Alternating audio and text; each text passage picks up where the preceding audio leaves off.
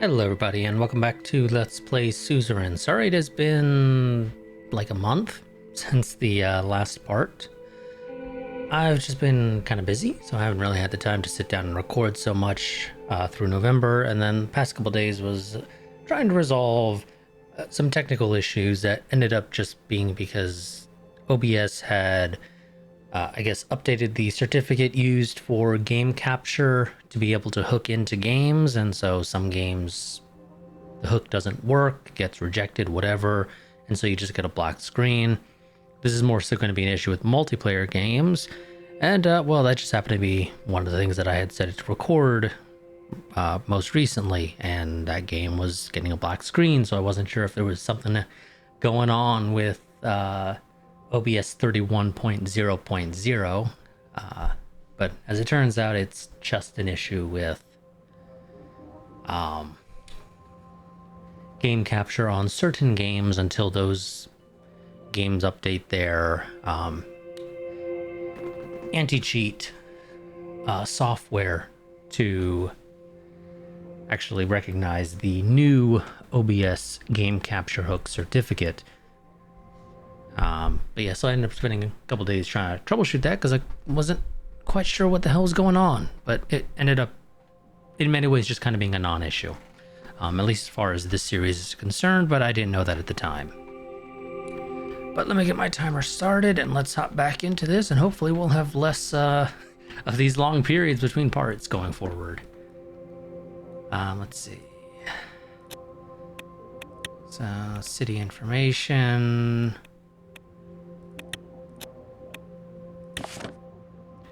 In Valgan, local farmers are seeking support as the city's agricultural industry is falling behind. The farmers point out that lack of access to modern farming equipment and insufficient infrastructure are major hurdles. They believe that targeted support and investment could rejuvenate the agricultural sector and contribute to the region's economy. Yes, that sounds good. Give me 1 second. Okay, I'm back. Sorry about that. I had to open something up. Manger's Gruny Region Tour. Minister of Rural Development Gus Manger is touring the Gruny region in Boren as part of his research for a new rural development plan. That tour includes several site visits and meetings with local officials and communities. This initiative indicates a proactive approach to rural development with a specific focus on understanding ground realities. The outcomes of this tour will contribute to the vision of the new development plan. Wonderful. So what do we have over here for the news? EPA increase a risky endeavor. The decision to increase the Energy Protection Act threshold to 49% by President Anton Rain has been met with criticism. Critics argue that such a drastic shift could lead Sordland's strategic energy sector exposed to the dangers of foreign influence with potential detrimental effects on our national security and economy. While it's necessary to invite foreign investment, it's equally crucial to safeguard our national interests. The decision makers must tread this delicate balance with utmost care. Well, that's the reason why we still have a 51% threshold on our side in terms of ownership rights. An opportunity for growth. In a surprising turn, the government's decision to raise the Energy Protection Act threshold to 49% has been hailed by some as an opportunity for growth. This move could stimulate foreign investment, potentially leading to a much-needed boost in our struggling energy sector. The change represents a significant shift in policy priorities, and it's yet to be seen whether it will bear fruit. The recent proposition to elevate the Energy Protection Act threshold to 49% merits substantial contemplation.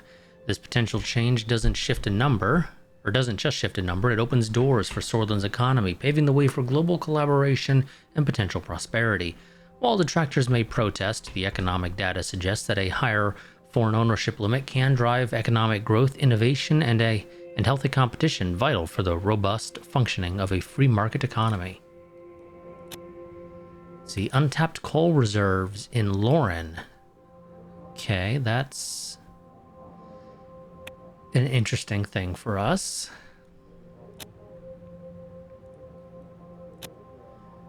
Let's see. Suspicious Golcondas sex. Okay. Got an agricultural growth potential here in Sarna.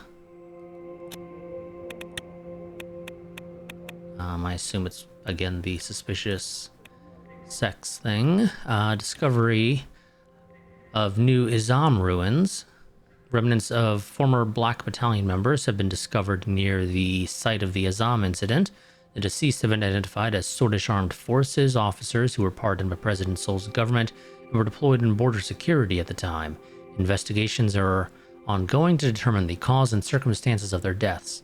The discovery has reignited interest in the Black Battalion's history, and authorities are urging anyone with information related to the case to come forward.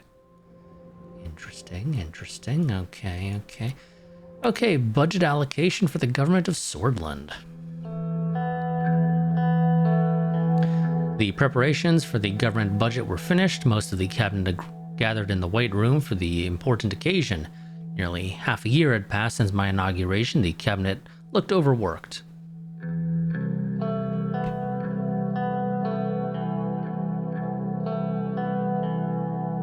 Let's see.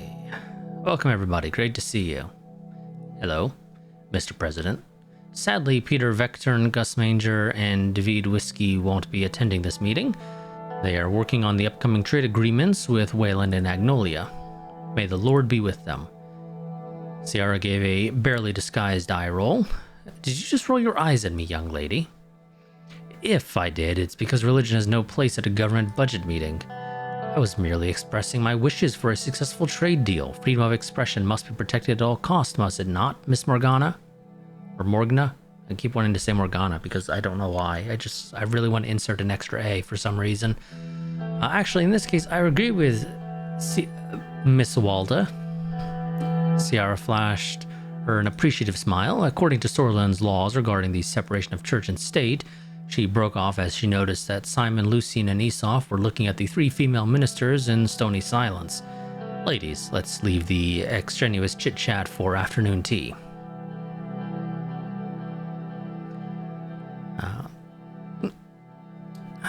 We'll just not comment. Simon started loudly shuffling some documents around. All eyes turned to the Minister of Economy. Thanks to Simon's expertise, I'm sure we will achieve lots of great things today. Thank you for the compliment. Today is a big day. We must prioritize our spending wisely in order to achieve the goals we set as a government, while maintaining enough political support, if I may add. Promises were made during the election. There are three options regarding the budgeting of the four main branches of the government. It's either we increase, maintain, or decrease the funding. Increasing will result in an improvement of the branch, which will unlock new policy options. Maintaining will keep the funding, resulting in no visible change. Decreasing causes a loss of efficiency in that branch.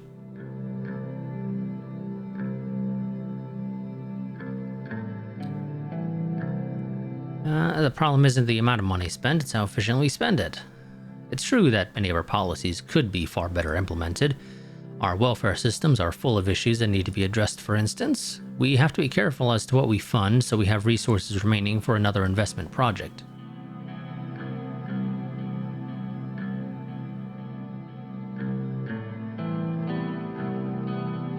We should prioritize the most critical branches. Agreed, we have to make strategic decisions about our budget since our resources are fairly limited. Before we begin our discussion, there is one more thing that I want to voice my opinion on.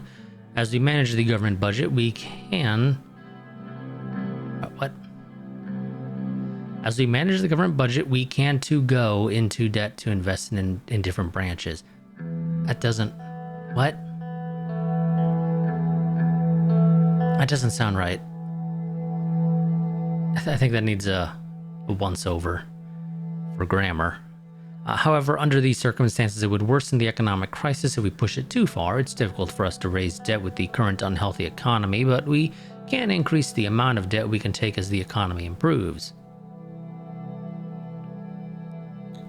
Well, we do want to avoid a crash. Measures of austerity have shown difficulties in appeasing voter groups, yet no shit. Given the current state of the country, improving economic situation is a political priority right now, more so than ever if we want to win the 58 election. This budget will also be applicable to our entire term. It is very critical that we plan correctly. Let's begin then. What? I'm sorry, are you saying we only do budget appraisals once every, 4 years or whatever the term, however long a term is? Really? That seems silly. Which branch should we discuss? Well, let's talk about healthcare first. Our healthcare system is vast and provides free services to most of our citizens. However, the quality of our health services is far worse in low-income and rural areas. Therefore, I think we should receive more funding to address this disparity. I agree. I have recently begun an investigation into healthcare in Narbel, and the numbers are not good. If we don't increase spending on health services, we have to at least maintain it, otherwise we are putting lives at risk. We have just started a new analysis on what would happen if a pandemic struck Sordland. According to the results, if our healthcare facilities remain in their current state, the death toll would be unimaginable. I'm not even talking about the damage to the economy. This is a matter of life and death, Mr. President, and it should be treated as such.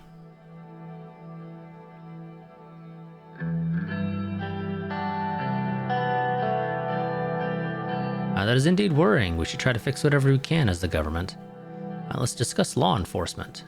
I would like to have an increase in the funding of law enforcement to increase the size of the police force and raise salaries.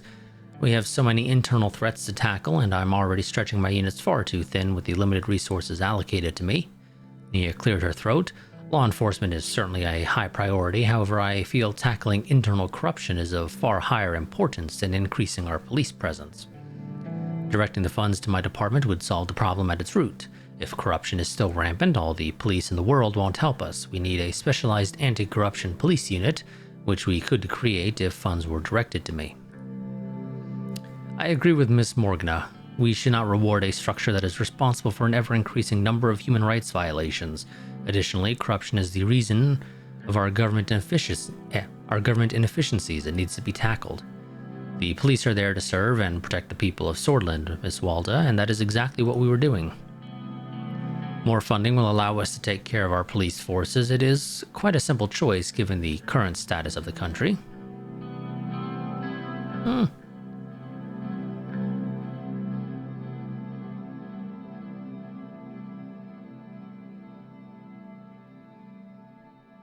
Let's see.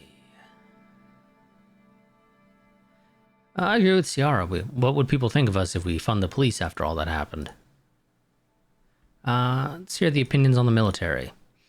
What is there to hear about? I already voiced my opinions. Rumburg is coming whether we like it or not, if not this year, next year, if not next year, the year after that. Mr. President, you and I have a shared responsibility to protect this nation from its enemies, and I intend to do so until my last breath.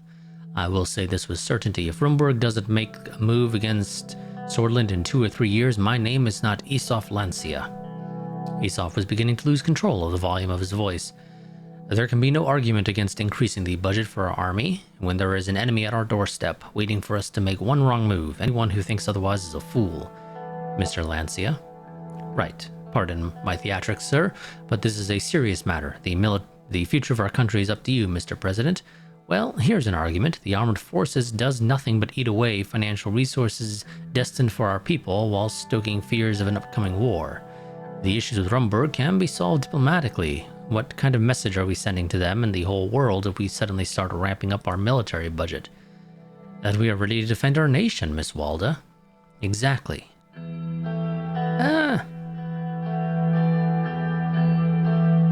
I mean, I'd say both to an extent are certainly viable options. If we can resolve the issue with Rumburg diplomatically, that is great. But there's a pretty famous saying for this. I agree with Aesop. Rumburg is a real threat and we need to be ready. What about education? Our education system is lacking not only in funding but also in modern curricular principles. Our outdated curriculum is wasting our youth. That is the reason why I advocate 2 things: an increase of the budget to improve access to education in rural areas and a new education reform. To be honest, Sordland is lacking compared to Arcasia and United Cantana when it comes to education levels. The backbone of any country is its people, and we need to protect our future. We need to ensure that to ensure the new generation is as well educated as their counterparts in more modern countries. Nonsense. Sordland is still here because of this very system that you insult. How can you insult a system that teaches our sons and daughters the principles of national identity and pride? We won't be compared to other countries. Sordland is Sordland. I agree with Lelis. Sordland is Sordland. I must also remind you that we promised we were going to focus on education during our campaign.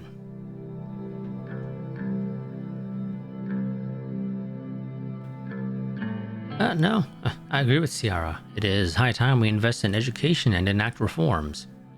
I've made up my mind about the budget. We can proceed. Very good talking points from everyone. Well then, the time to make a decision on the budget has come. Consider it with care, Mr. President. Simon placed a stack of papers on my table. I turned the first page. So, healthcare. Do we maintain or do we increase? I think, unfortunately for healthcare, we are going to have to maintain it.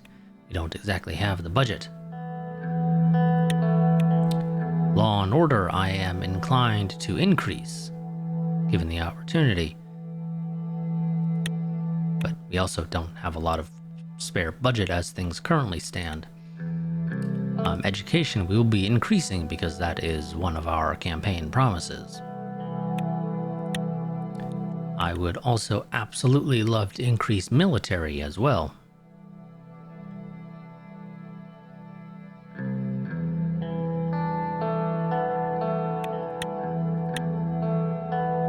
I do not believe that I actually have the budget to be able to increase more than 2 things unless I decrease something, and I really don't want to decrease anything. I mean, even if I decreased, say, healthcare, that only gets me to a -2 final budget. Not exactly a whole lot of savings. It costs 3 to increase, but you only gain 2 when you decrease.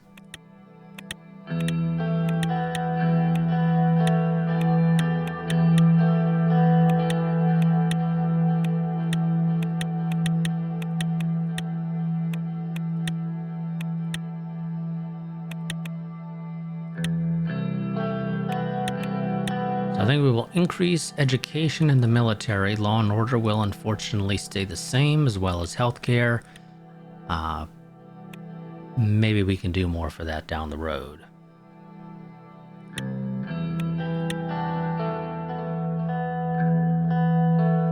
I finished allocating the government budget to the satisfaction of some cabinet members and the dismay of others. They and I knew this would define a significant part of our term.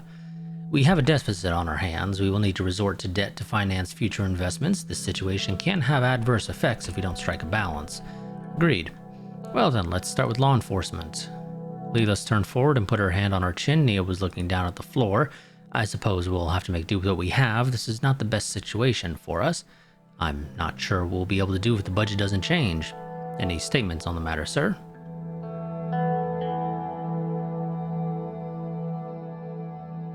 I trust you to push the Ministry of Interior and Justice forward. Our efforts will be on maintaining order with what we have. Here I was thinking the reigned administration would be on the side of law and justice. Morgna, if I had the budget, I would have gladly given it to you, but I don't. Let's hear the Minister of Education. The increase of funding is very welcome. We can finally go after some comprehensive improvements by building new schools and improving the education system. Surely a well-funded and larger Ministry of Education would benefit everyone. Of course it would. Our future depends on our children. Education is the first step in the fight against ignorance.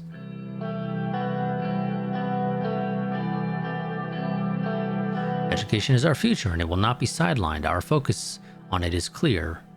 Thank you. It is great to see a positive change in the attitude of the administration for the first time in a decade. The military is next. Ciara clearly wasn't finished, but didn't interject. Esof chimed in. It is an honor to serve with a president that respects the military. Trust me, with these funds, our armed forces will be better than ever before. Lucian seemed as if he was about to say something, but looked down at his notepad when Esof eyed him.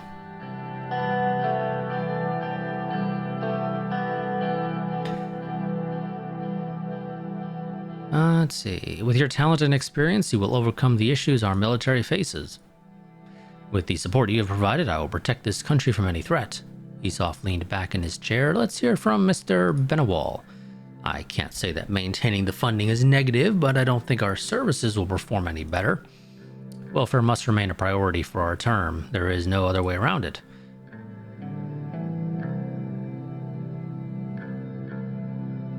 Let's see. It is best we continue our funding as is. You will have to find new resources. The Ministry of Health will resort to a privatization effort to create funds to improve services.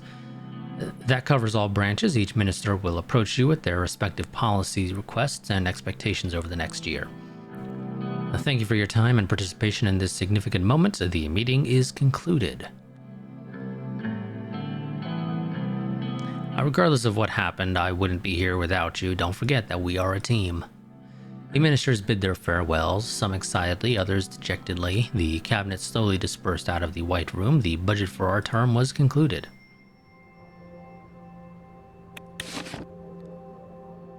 So after a marathon 18 hours of negotiation, the Swordlish governmental budget for the current term has been finalized. The government envisages spending around 27 billion Sordlish Ren next year, almost 16 billion Sordlish Ren more than this year. Jesus, really? The 1950 war budget sees the first measures for more external security being introduced. The Ministry of Defense, by far the largest ministry in Sordland, will see its budget grow more than expected, which will likely benefit the quality of military equipment or allow for further expansion of the Sordlish armed forces. I think we are going to probably focus more on quality because I don't think we necessarily have the population to effectively rely on quantity. Minister of Defense Mr. Lancia has expressed his gratitude for the increase in the defense budget, saying that this increase will surely help us protect our glorious nation from the threats of today and the future. And don't worry, we will be getting some help with dealing with that. The Ministry of Education, one of the smaller ministries in Sordland, will also see its budget grow more than expected, which will especially benefit primary and secondary education schools. Minister of Education Miss Walda has expressed her gratitude for the increase in the education budget, saying that this increase will help us build a future for Sordland.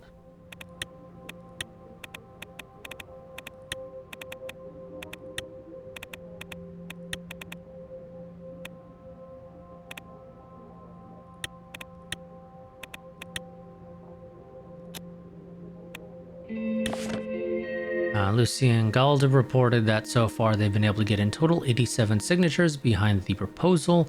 Efforts are underway to increase the support and to reach out to necessary members.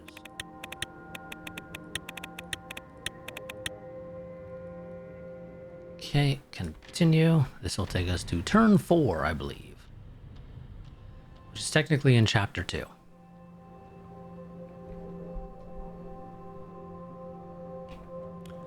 Okie dokie, let's see here. We got some stuff up here.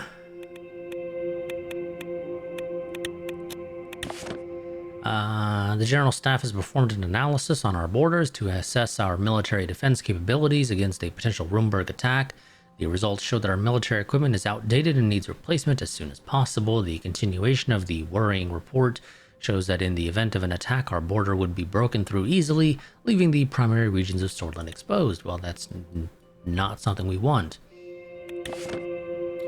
Sierra Walda reports that the current education institutions in rural regions of Sordland have been largely neglected. As part of her analysis, the literacy rate in Sordland currently stands at 80%, while rural regions like Narbel have a literacy rate of only 64%. The lack of schools per capita also reflects these results. Massive network of BFF priests discovered. Okay.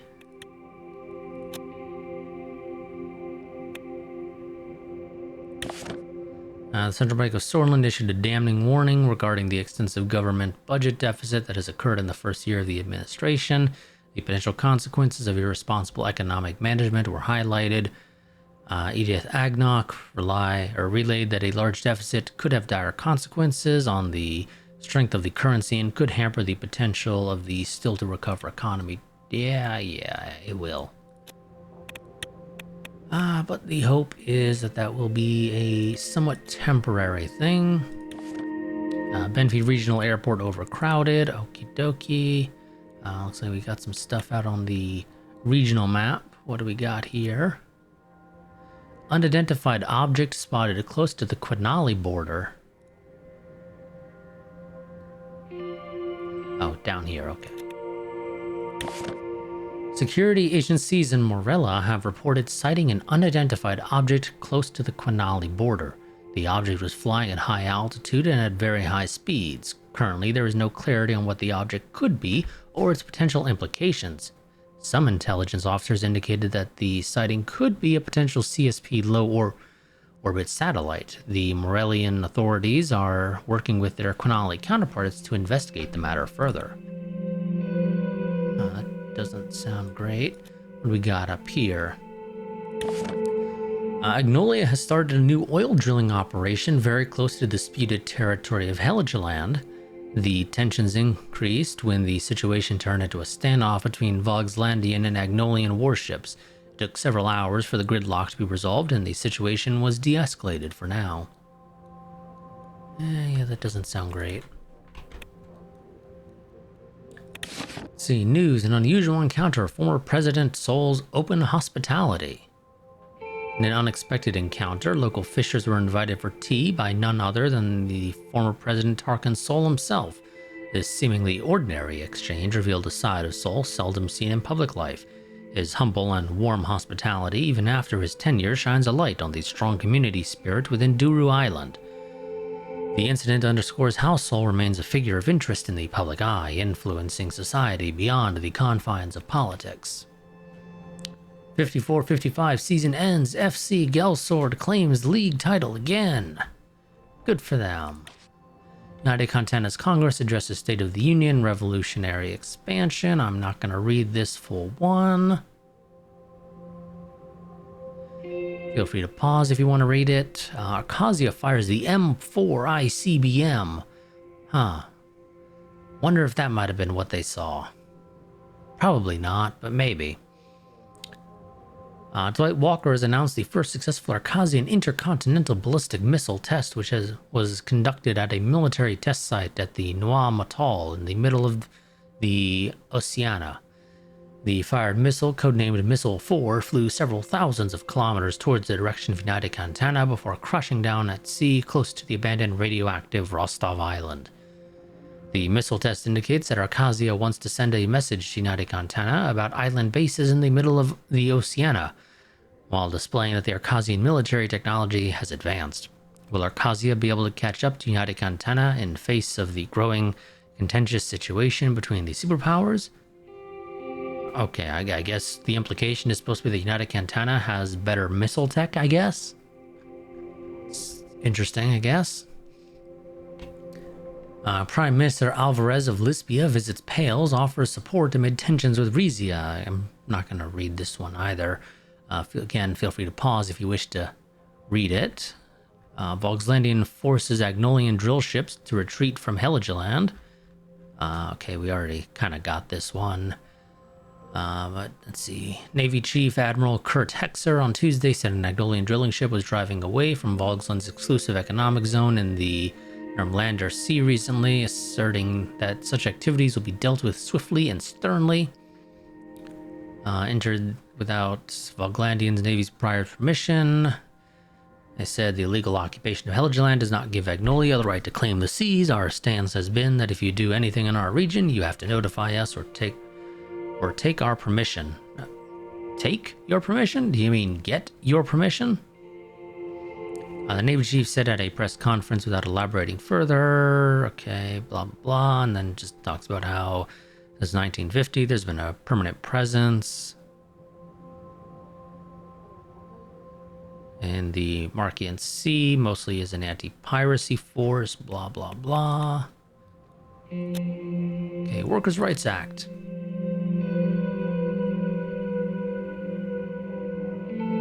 Okay, this one is important. So Section 1 of this bill sets the groundwork for fair compensation by establishing a minimum wage of 2.5 Sordish Ren per hour. This serves as a benchmark for fair and equitable pay, ensuring that no worker in Sordland is compensated below this rate. Section 2 addresses the issue of excessive labor, setting a maximum limit of 60 hours of work per week. This provision aims to prevent worker exploitation and safeguard the well-being of Sordish labor force. the well-being of the Swordish labor force, is what I should say.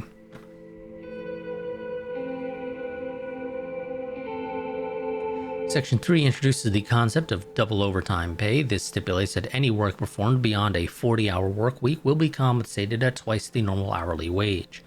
This incentivizes fair work practices and ensures employees are duly compensated for their extended efforts. Section 4 focuses on worker safety and humane work conditions. It mandates that employers must take all necessary steps to protect their workers from occupational hazards and ensure a dignified and safe working environment. This promotes a culture of respect and care within workplaces around Sordland. Section 5 extends these protections to migrant or undocumented workers, granting them the same rights as Swordish citizens. Employers who fail to abide by these rules will face substantial fines from the government, and persistent non-compliance will invite legal action. Okay, so if we sign this, government budget goes down 1. We're already at -4, so that's not great. Country unrest goes down by 1. Public opinion goes up by 2. Malunivist opinion goes up by 2. And capitalist opinion goes down by 1. If we veto this, public opinion goes down by 1. Malunivist opinion goes down by 2. And capitalist opinion goes up by 1. Seems pretty obvious. There's not really a good reason to veto this in many ways.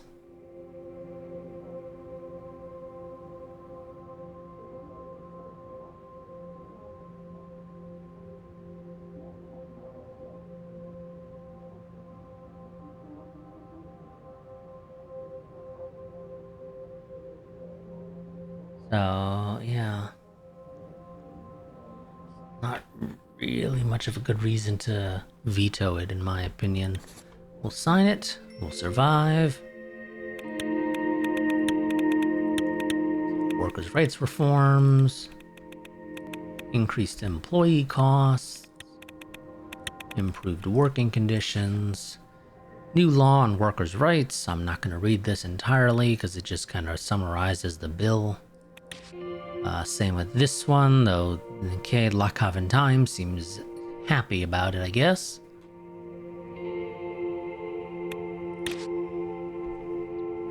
And Radical also seems like they are happy about it as well.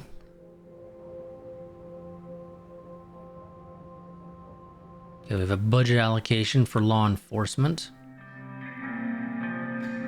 I was in my office reading reports from the ministries about the current situation of the protests. My next scheduled meeting was about the law enforcement budget with Nia and Lelis. I heard some knocks on the door. Nia entered and took a seat in front of my desk. Lelis was absent. "Good afternoon, Mr. President." Lelis will be late. Apparently there was an urgent matter at the Ministry of the Interior she had to attend to. Shouldn't take long. That's a couple of minutes less of Lelis. Great. You wouldn't find many who think otherwise. She laughed. I returned to my reports, and Nia smoothed back an errant strand of her hair. There was an awkward silence. "While we wait, why don't we have a little chat? This might come off as a little strange, but I am proud of you. Despite everything, you were actually trying to reform the country."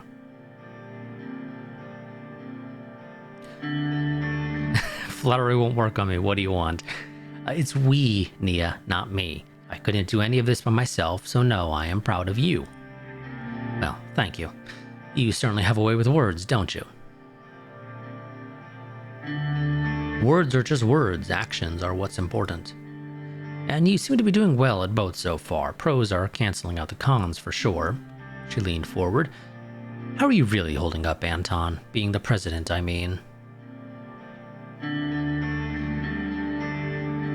It's the hardest thing I've ever done in my life, but it is also the best thing I have ever done in my life.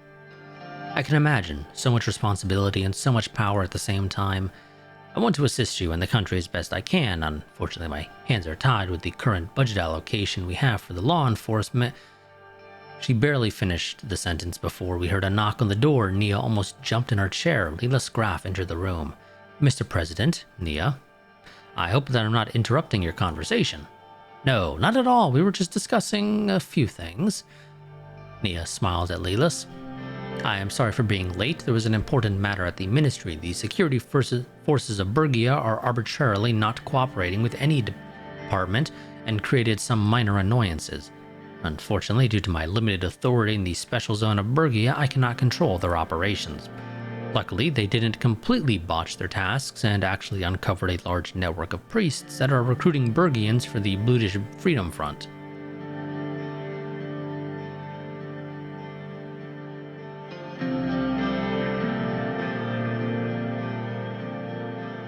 That sounds very significant. Do you want to explain more?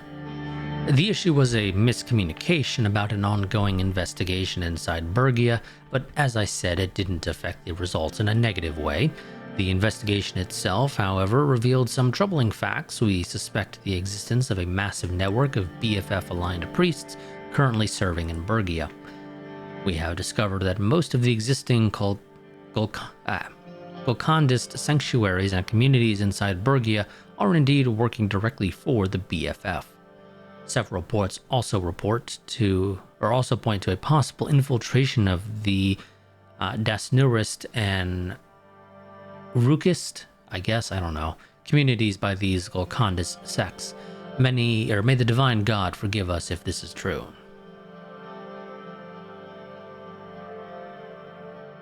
Thank you for the brief report, Lelis.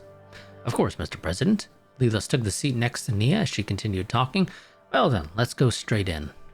We will provide a brief update on the situation of law enforcement. Go ahead. Nia. The Ministry of Justice and the Supreme Court is working in close collaboration with the Ministry of Interior to address the protests in the country. I must add that thanks to the hard work of our judiciary, the law enforcement forces assigned to my ministry are doing their jobs efficiently. I would call the success of our forces on the ground not due to the judicial branch of our government. Leas shot Nia a brief, withering glance. The current budget has damned hopes of more funding in the force. Yet here we are, with mass protests happening in the country. We are standing exactly where we were before. The decisions made need to reflect the current situation of the country. This was certainly not the right decision when we are dealing with mass protests. Agreed, many in the Ministry of Justice hoped for an increase and were not satisfied with the decision. Regardless, this means we will have to deal with the growing court backlog. It is manageable, but it will be a challenge for sure.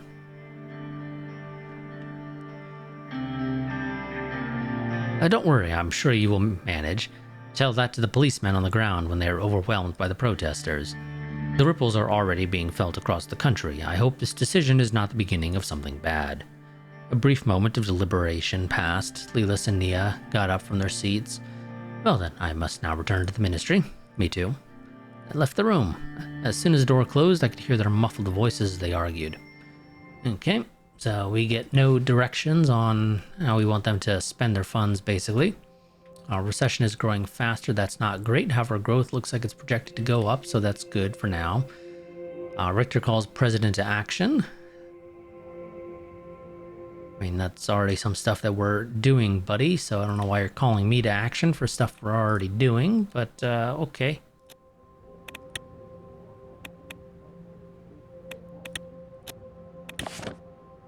British Freedom Front using schools to recruit and train militants. Oh, that's not great, I guess.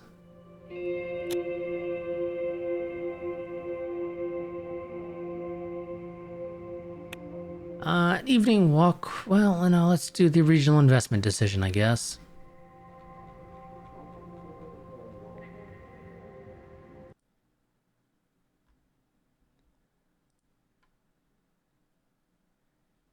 Let's see.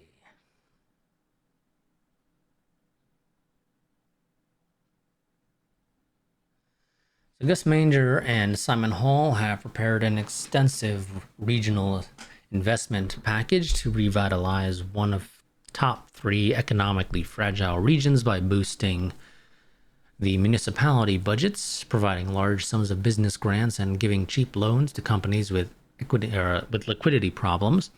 The proposal can be implemented in one of the following regions: Bergia, Lauren, and Angland, or not. Let's see.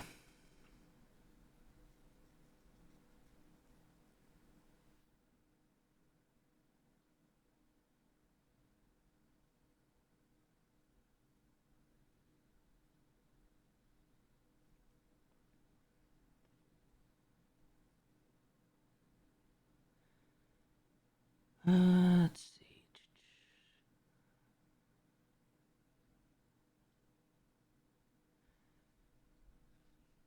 So it's a -2 government budget no matter what. Investing in Bergia will improve the Blutish opinion and public opinion by 1, as well as increasing the economic development in Bergia by 1.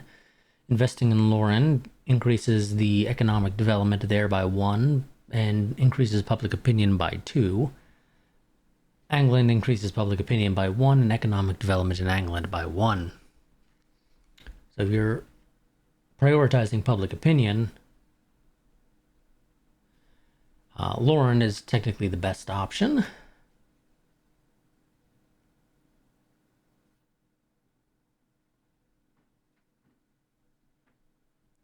But this also has some effects regarding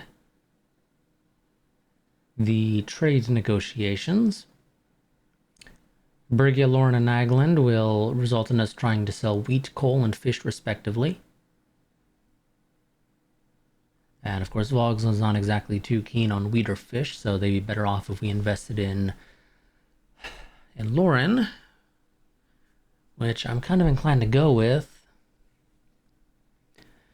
because I feel like investing in coal is generally probably the better option in many ways, because it opens up another trade agreement. Although in many ways the trade with Vogsland doesn't really matter a whole hell of a lot, but it does have potential benefits for the economy.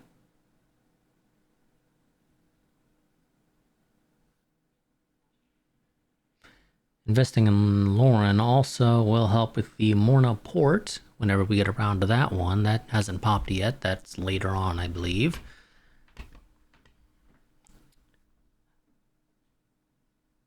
While if we invested in England, that would actually improve the H3 highway, make it have even more of a positive impact in the region. Because it's a question, though, of is it really needed?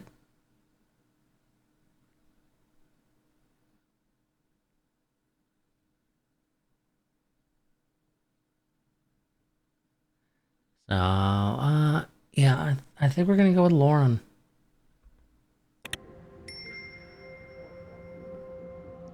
Admittedly, we don't have the government budget to really spend the money, admittedly, so hopefully this doesn't bite us in the ass too bad later on. Oops. Government investment in Lauren, which is over here. We'll get a port here at some point. And let's, probably should have saved this for next part, but oh well. Well, you know what, I can. But that's gonna be it for this part. I will see you all next time. Until then, goodbye and farewell.